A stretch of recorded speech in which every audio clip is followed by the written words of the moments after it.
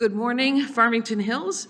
I just want to call this meeting to order. It is a listening session, and you'll hear the rules in a few minutes. And I just want to welcome everybody today. And we will begin by calling the roll. Mayor Barnett. Here. Council members Bullaware. Here. Bridges. Here. Bruce Mark is absent. Here. Knoll is absent. Massey present, and Newland is absent. So we have 4 present. Okay, the beginning. I will now call our consultant, Rod Arroyo, up to talk about what we've been doing regarding cannabis licensing in the city of Farmington Hills. Good morning. Good morning. Rod Arroyo with Giffords Webster. I'm the city's planning consultant. As most people are aware, the state law in Michigan provides for the option for local governments to permit commercial cannabis facilities for both medical and for recreational use. If you drive down pretty much any freeway in the state of Michigan, you're likely going to see a billboard advertising one of these facilities that happen to be in other municipalities besides the city of Farmington Hills. Farmington Hills has not opted in to permit medical cannabis facilities under the Michigan Marijuana Facilities Act of 2016. In addition, the city has opted out of recreational cannabis facilities under the 2018 Michigan Regulation and Taxation of Marijuana Act. So the City Council has been carefully monitoring what's been happening at the state level, and they've also been checking in with other municipalities to learn their experience for those that have, in fact, allowed for commercial facilities. In August 2021, City Council expressed a desire to conduct 3 different informational activities related to this topic. The first was listening to the industry. There were several sessions held where representatives of the cannabis industry were invited to share their experiences and share their information. Number 2, there was an attempt and information was gathered by the city staff reaching out to other municipalities to learn their experiences with commercial cannabis. And then this is the third element of the information gathering, and that's listening to residents. City Council is looking for input from residents on this topic. The industry sessions that I spoke about, those 3 sessions, you can find them online on the city's website, fhgov.com, as well as additional information that has been posted related to this topic. And as previously noted, the city has not opted in for any of these facilities. Today's public information gathering session is a chance for City Council members to listen to the opinions of the residents. And it is not designed to be a debate with council members, nor is it designed to be a debate with people who may have opposing views. It's a listening session and a chance for residents to share their opinion with City Council. There were some ground rules that were established by City Council early on as part of this process. If someone from the public does ask a question, keep in mind your question will not be answered today. It will be recorded and the city will follow up at a later date. We encourage citizens to continue to follow on the city's website. You will also find that there are sign-in sheets at the table there and also here at the lectern.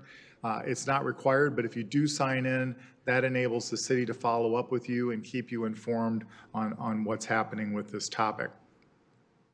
Also consistent with the ground rules that were established by City Council, each member of the public is going to be given a maximum of 3 minutes to speak and share your opinion. In the event that you have additional information that you would like to share, you can do that by either emailing or sending mail directly to the city clerk, and she will make sure that that gets forwarded to the City Council. So thank you, Madam Mayor. Thank you. As was stated, we will not be responding, which honestly is very difficult for me because I'm always interested in responding and making sure that you know that we're hearing you, and we will be. The ground rules are 3 minutes to comment. These are very important sessions for us because it gives us a chance to learn about what's on your mind and what you want. Some communities have gone to the point of not having any sessions at all, but just going straight to a ballot proposal to see if the citizens are interested. We're taking a slightly different tact here, and because of the variety of licensing that's available, available. We want to hear what you think about all of the different points of view. I hope that you've tuned in to watch all of the previous sessions that were held with industry representatives, and we are certainly very glad that you're here, and we would love to hear what you have to say. Please don't take more than 3 minutes. I will raise my hand like this when we're down to 15 seconds, okay? I'll begin by first acknowledging the emails that have come in since yesterday. We've had several of them, and Muriel Tarnowski would appreciate that we do not have any dispensaries. Same with Linda Ensley. Turn the page. With Scott Taranowski and with Ryan Flutish. And also another email that came in from Jennifer Gelty. They would all please caution council and wish that we would not expand our opt-out to opt-in for dispensaries. With that out of the way, now I will like to open the public hearing, and anyone who wishes to speak can come forward. I probably will, I'll do my auctioneering when you get a little slow, and if I get to 3, on my going 3, 1, 2, 3, then I'll know that everybody has spoken, okay? So if you'd like to come up anytime, just give us your name, address. The address is really important for us, and then your comments. Good morning. Good morning, and compliments on the process that you use. And I'm Wally McMinn, 28868 Laurie K. for 50-plus years. And I'd like to encourage council in whatever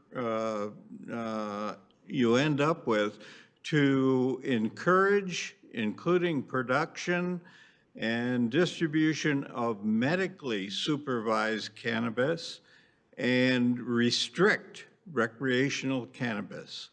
My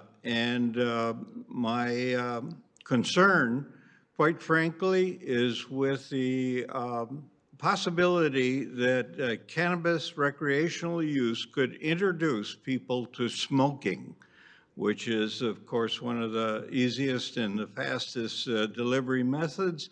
And smoking is acknowledged, I believe, by everyone to be the #1 cause of disease in this country and probably around the world. So with that, I'm done. Thank you. In under a minute. Thank you very much for your comments.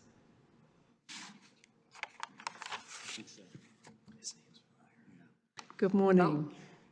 My name is Heather Aldred, 27684 Forest Brook Drive, Farmington Hills. Thank you, Mayor and council members. I'm grateful to have the opportunity here this morning to share my convictions about Farmington Hills and commercial activities related to cannabis. I immigrated to the United States, as you can tell I'm not from around here originally, nearly 30 years ago. And immediately upon our arrival, my husband and I sought to find a place to live in Farmington Hills. The city had a reputation of being a desirable place to live and raise a family, a safe place to live. Of these 30 years, I've spent at least 25 years as a resident of Farmington Hills and raised my own son and daughter here. My desire is that Farmington Hills remain a place that is safe and sought after as a place to put down roots and raise a family. It is my conviction that it is in the best interest of the city, its families and children, that Farmington Hills remain an opt-out city with regards to commercial activities related to cannabis. Cannabis remains a Schedule I controlled substance by the federal government, and this requires that all financial transactions of these businesses to be cash only to avoid breaking federal regulations. Any business where there are large amounts of cash creates situations that invites and creates the potential for robberies and other crimes. Smoking lounges would cause additional disruption in the community and require the police to be continually responding to disturbances and illegal activity. City Council have already had to act earlier this year to limit the operating hours of hookah lounges because of the obvious drain on police resources, and the problems would only be increased at cannabis smoking lounges. I believe we want and need Farmington Hills to be a city that is attractive to families and especially families with young children. Do we really want cannabis dispensaries as part of the image of our city? What mother is hoping that their children grow up in an environment with easy access to drugs like cannabis? What mother wants their children exposed on a daily basis to normalization of drug taking? Is that what will secure a strong future for our family and our children, and therefore our city? No.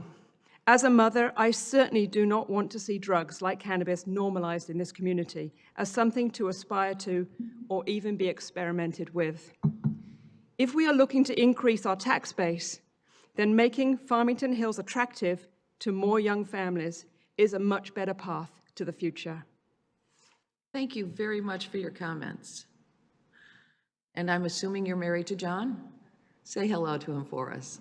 Thank you. Next.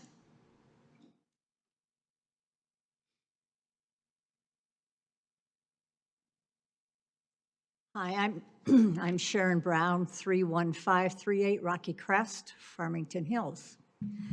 I've lived in Farmington pretty much since 1957, so I've seen a lot of changes and whatnot.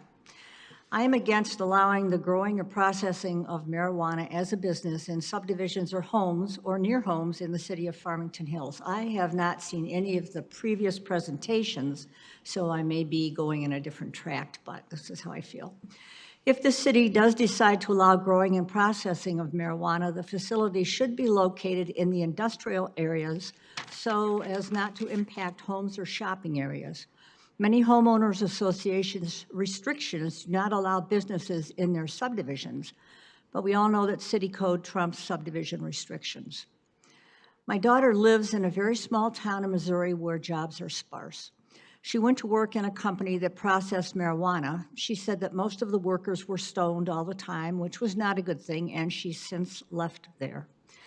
If processing as a business were allowed in homes, this could be a danger to our residents. In my subdivision, we have many children and people that walk or ride bikes on our roads since we do not have sidewalks, and I would be hesitant to have people coming in and out of our sub that are stoned and are not known to us or not invested in our subdivision.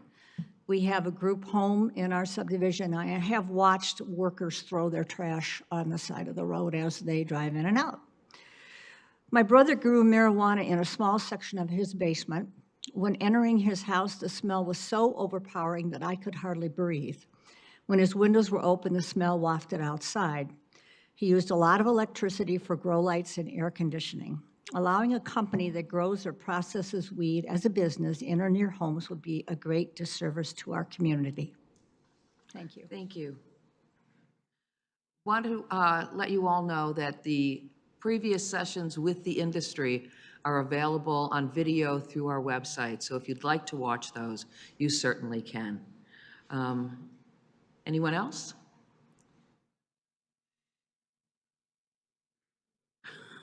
Little slow walk, Mr. Schwartz.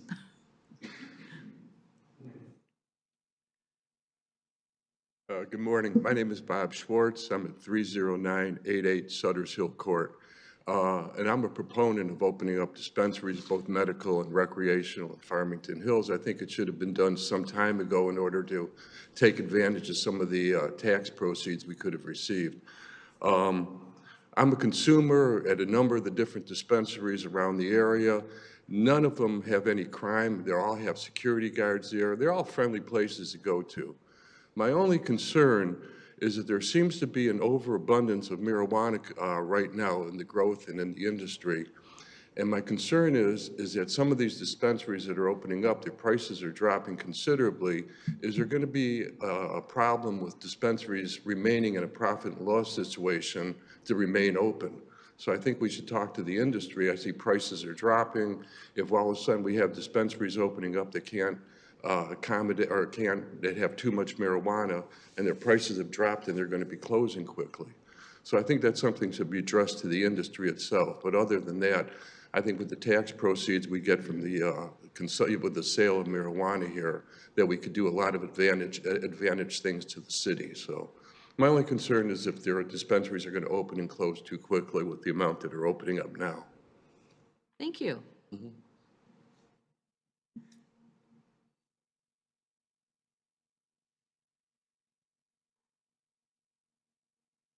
Good morning. Good morning. My name is Megan Fluch, and I am a resident at 21121 Whitlock Street in Farmington Hills. I am completely against opening any cannabis dispensaries here.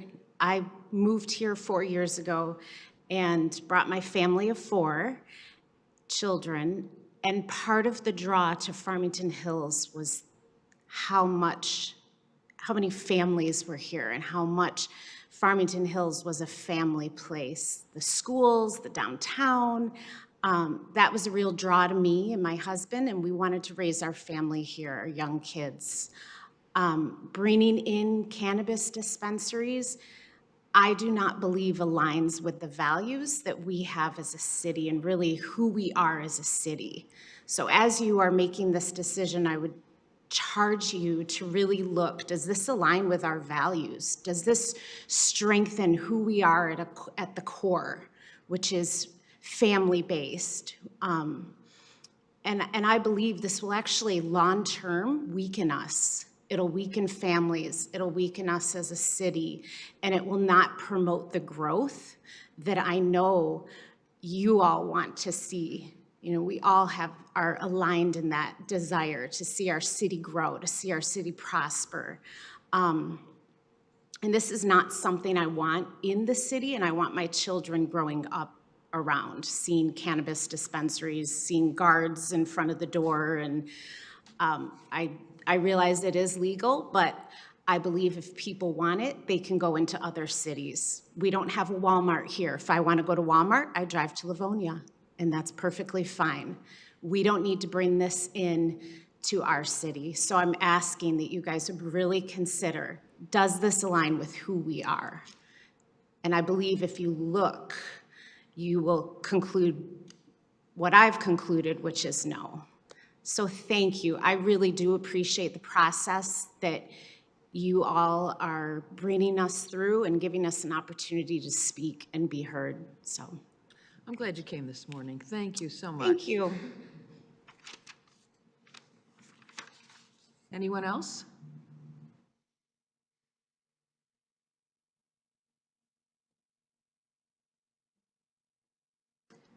I'm Jeanette Grund, and I live at 39256 Heatherbrook Drive, Farmington Hills. And I want to thank you for this opportunity to express my concerns. And I have kind of like bullets, and I kind of jump around, but I just feel that I should get them out. Okay, and my concern and reason to say no to cannabis enterprises in our city are for the following reasons. Smoking, ingesting cannabis products, and in time, individuals lack motivation, decreased ability to perform in society and in useful work. Byproducts equal increased homelessness, increased accidents, increased violent acts, and just look to Colorado, to Oregon, to California, to Washington State. Smoking, ingesting cannabis products from early adolescence on a regular basis has been linked to schizophrenia, a development which is difficult to treat, and it leads to living on the street, violence, and just unbelievable, things that you've seen in the news. And the schizophrenia, it doesn't mean that everyone's going to come down with schizophrenia, but some people are predisposed. So if you start early in age, 12 years old, in adolescence, and it's on a consistent basis, you're going to, if you have a susceptibility, and now schizophrenia is very hard to treat, and people end up on the street. And the psychosis of the effects of cannabis lasts a day or two longer than in the past. Children and pets are known to ingest edibles. And the weed drinks and the vapor oils, the THC, you can get it as high as 95%. Smoking and ingesting cannabis products Oh, I already said that. And so it also attracts drug dealers to come to the area because they know you're vulnerable. And they know that if you just try some of this stuff, you know, and they get you onto other more, you know, difficult and more, you know, long-lasting drugs that are not helpful. So I leave a question. Okay, what type of community do you want to live in, to raise children, to retire in? I want Farmington Hills to thrive and go on. So let's do the right thing. And thank you so much for allowing me to speak. Thank you.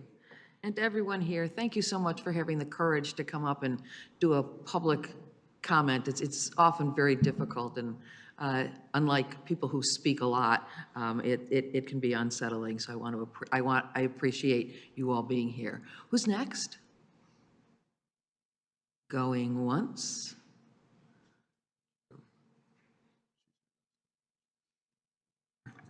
Good morning. Good morning. I'm Jen Zielinski. I'm with Common Citizen, located in Marshall, Michigan, on the west side of the state. Our retail storefronts are Live Cannabis. We have one location in Ferndale, here in Oakland County, as well as one in the village of Lake Orion.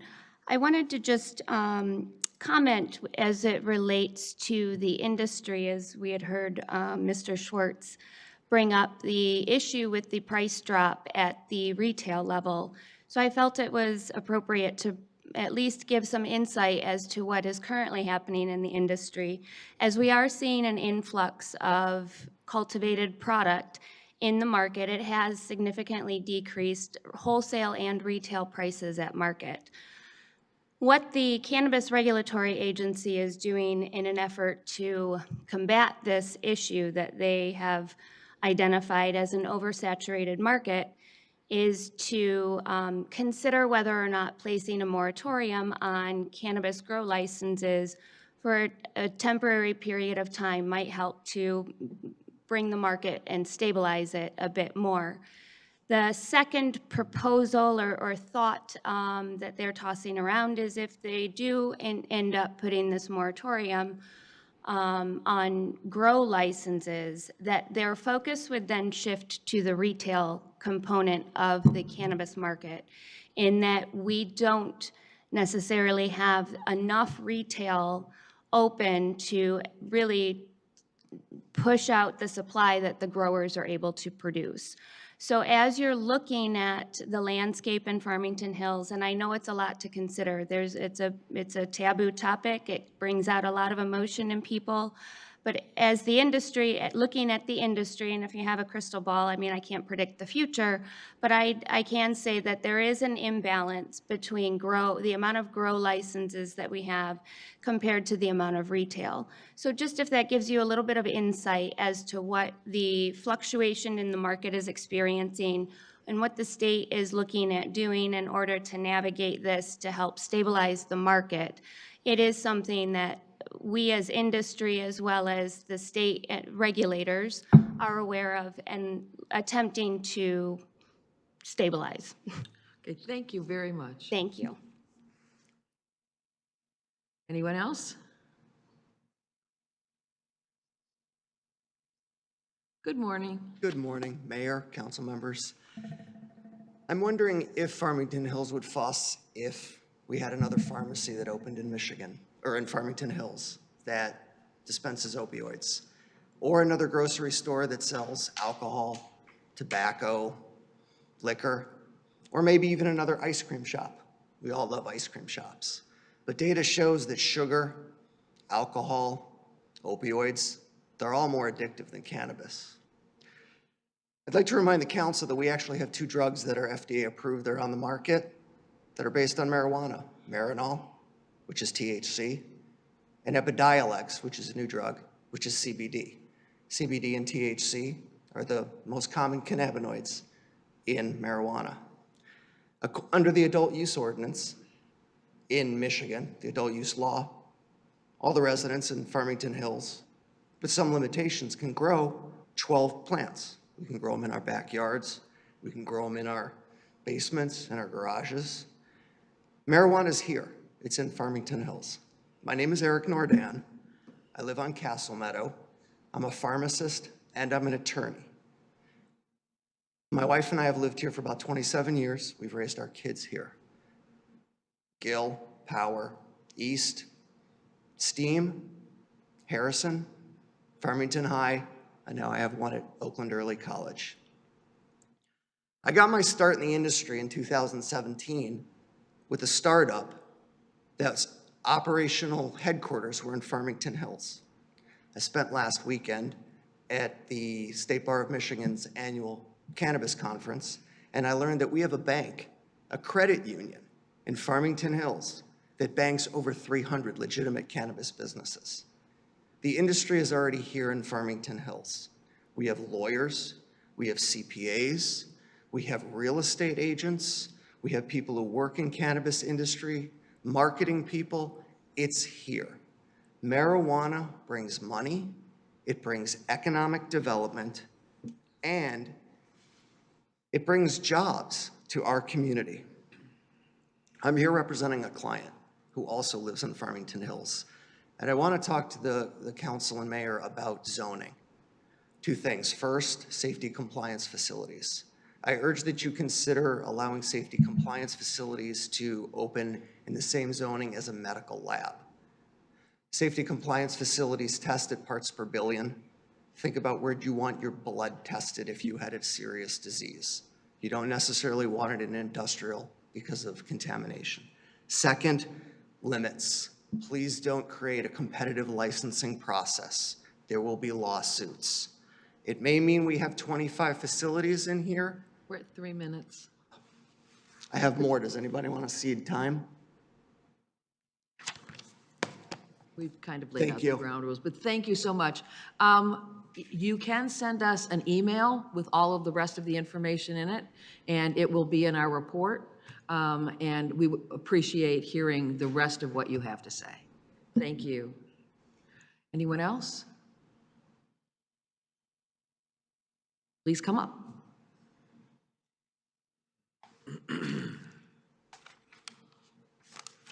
Thank you for hearing me. My name is Kurt Voller. I live in Farmington Hills, resident, but I'm also the president of Stamen Acres right down the street.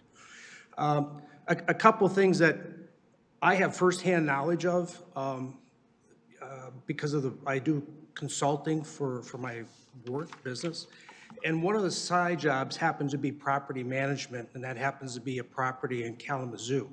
What does that have to do with here? They opened up cannabis. We had a property for sale, so I was involved with real estate in the area when cannabis exploded there, when it was allowed. I highly suggest you talk to communities that have brought this in and ask what happened in your community. Yes, it brings jobs, but what kind of jobs does it bring? It probably doesn't bring as many jobs as you think because like grow houses, pretty much there's nobody there. They come and look at them once in a while. What happens to properties, while it sounds good, the price goes through the roof. I was selling the property. It happened to be right next to the county jail. I mean, literally the fence was our property line to the county jail. And I probably had 100 calls from Cannabis Grow wanting to buy that property. But it was zoned, you can't because it's right next to a jail, which was, obviously a smart thing. But what was amazing talking to these people that are looking for these properties, it's the sky's the limit. That sounds good, but I can also tell you there's a lot of mistakes that are made by people.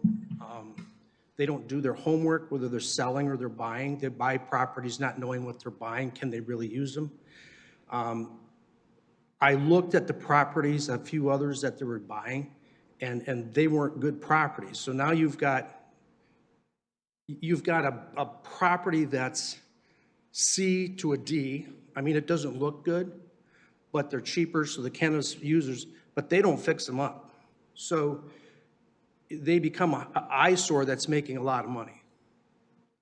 So there's things like that to consider in this community. What do we want here? What do we want it to look like? Don't kid ourselves, the white lie that you know, all these things that brings us prosperity. No, it's not. I mean, we all know that out-of-control growth isn't good. We have zoning for a reason. You know, where do we want it, if we want it at all?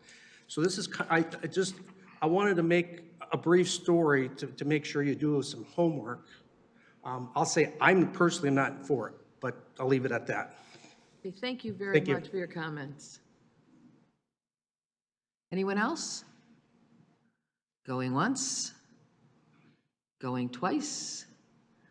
Going 3 times? No one's coming up to say anything? I will then now officially close the public comment and bring it back to council.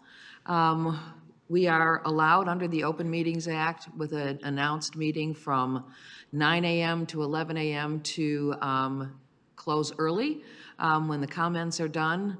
So I want to thank you all again. Your appearance here is very important to us, and what you have to say is important. If you would like to follow up with more information and send us an email, please do. If you have any friends who couldn't be here today or neighbors that would like to make a comment, please have them send us an email. Again, like I read the emails that came in the last day, we will be taking those into account too. So we would love to hear from anybody else that you may know that may want to comment.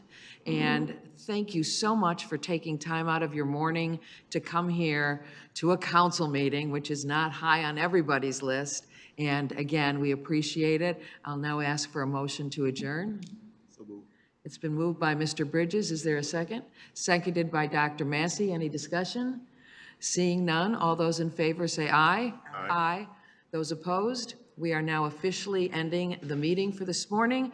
Again, thank you very much, and good morning, Farmington Hills.